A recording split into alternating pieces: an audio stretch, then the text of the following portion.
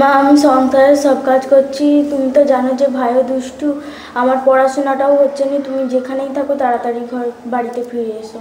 সংসারে কি রান্না বান্না সব করতে হচ্ছে? হ্যাঁ।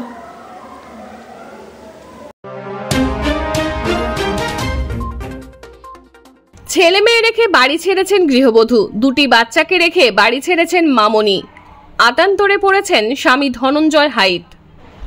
নমস্কার, একটি বিশেষ খবরে আমি সৌমি নাগদত্ত। আপনাদের অনুরোধ, বিভিন্ন মশলাদার কমেন্ট করবেন না। দুটি ফুটফুটে বাচ্চা নিয়ে আতান্তরে পড়েই বহুবার আমাদের দ্বারস্থ হয়েছেন ধনঞ্জয় বাবু, শুধুমাত্র মামনিকে ফিরে পাওয়ার জন্য। ভগবান করুন আপনার চেনাবৃত্তেও এমন ঘটনা না ঘটে। তিনটি অসহায় মানুষের কথা ভেবে খারাপ কমেন্ট করবেন না। ধনঞ্জয় বাবুর বাড়ি দাসপুর থানা সাগরপুরে। মামনির বয়স বছর 32। ছেলে মেয়ে নিয়ে সাগরপুরে থাকতেন মামনি। ধনঞ্জয় বাবু ভিন রাজ্যে সোনার কাজ করেন। বছরে 3-4 বার বাড়ি আসেন। স্ত্রী সন্তানদের ভালো থাকার এবং ভালো রাখার কোনো কিছুতেই খামতি রাখেননি ধনঞ্জয় বাবু। 19শে সেপ্টেম্বর মামনি বিকেলে চলে যান। ধনঞ্জয় বাবু বলেন, সেদিন সকাল 10টা নাগাদ মামনি পার্লারে যায়, ভালো করে ফেসিয়াল ভ্রু প্লাক করে বাড়ি আসে। আমি ভেবেছি পুজো বলে এত সব করছে। যাই হোক, ছেলে মেয়ে নিয়ে আমি গেরিবুড়ির মেলায় যাই, স্ত্রীকেও মেলায় যেতে বলি, সে যেতে চায়নি। ফিরে এসে দেখি কোথাও নেই মামনি। ইদানিং প্রচুর ফোন আসতো, জিজ্ঞাসা করলে মামনি বলতো আত্মীয়দের ফোন করছি। ফেসবুক, হোয়াটসঅ্যাপ, ইনস্টাগ্রাম এই নিয়েই ব্যস্ত থাকতো বেশিরভাগ সময়, যেটা চোখে লাগতো। দানপত্য সমস্যা ছিল না। কদিন আগেও সপরিবারে ঘুরে এসেছেন দীঘা থেকে। কোথা থেকে কিছু হয়ে গেল বুঝতে পারছেন না ধনঞ্জয় বাবু। যদি ভুল করে কোথাও কারোর সাথে গিয়ে থাকেন মামনি, ধনঞ্জয় বাবু সসম্মানে ফিরিয়ে নেবেন বাড়িতে। ছেলে মেয়ের কথা ভেবে ফিরে আসুক মামনি, চান ধনঞ্জয়। মামনিকে দেখতে পেলে যোগাযোগ করুন এই দুটি নাম্বারে, 9325687340 অথবা 9172173393। চলে যায়, সেদিনে তার আচরণ কি দেখেছিলেন? আচরণ আর পুজোর সময় দেখলাম যেমন একটু সেই বিউটি পার্লারে গিয়ে মেয়েরা যেমন ভ্রু প্লাক করে সেরকম করেছে। তারপরে একটা কানেরও কিনে এনেছিল, হাটের পরেছে দেখলাম, একটা নাকছাবি কিনে এনেছে।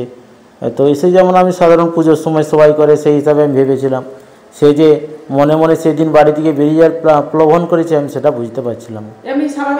হ্যাঁ, স্বাভাবিক ব্যবহার ছিল।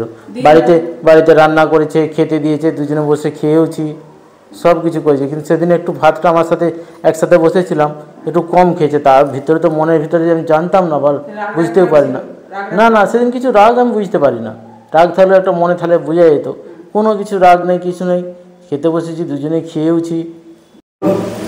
ও একটু এরকম বলতো যে আমাকে তুমি স্বাধীনতা দাও না, যে আমি কোথাও গেলে তুমি বা কেউকে ফোন করলে তুমি লোকের সাথে সবসময় ফোন, কিসের ফোন, কেন ব্যস্ত থাকে, এরকম একটা মনে আমি সন্দেহ করতাম, এরকম কিছু।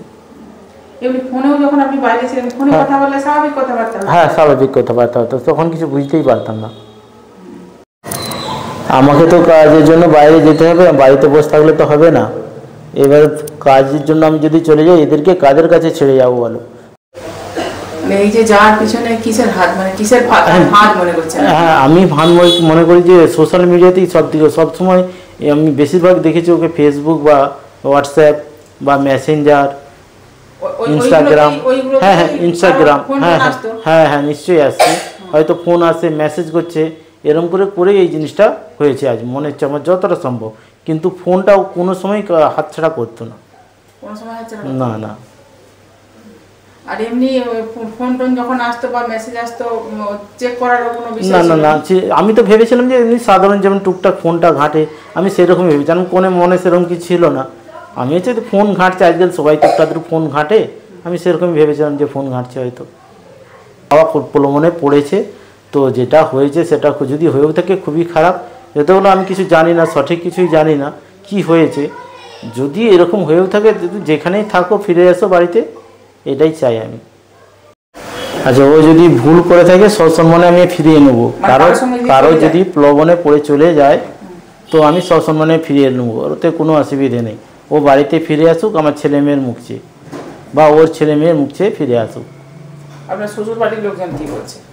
শ্বশুরবাড়ির লোকজন এখনও পর্যন্ত আমাকে কোনো খবর দেয়নি, যে কোনো একবার ফোন করেও জিজ্ঞেস করেনি যে বাড়িতে ছেলে মেয়ে আছে কি করছে, কোনো কিছু। আপনার শ্বশুর বাড়িতে আপনি এসেছিলেন, খোঁজ নিয়েছিলেন? হ্যাঁ হ্যাঁ স্ত্রী আছে নাকি? এসেছিলাম, খোঁজ নিয়েছি, দেখেওছি।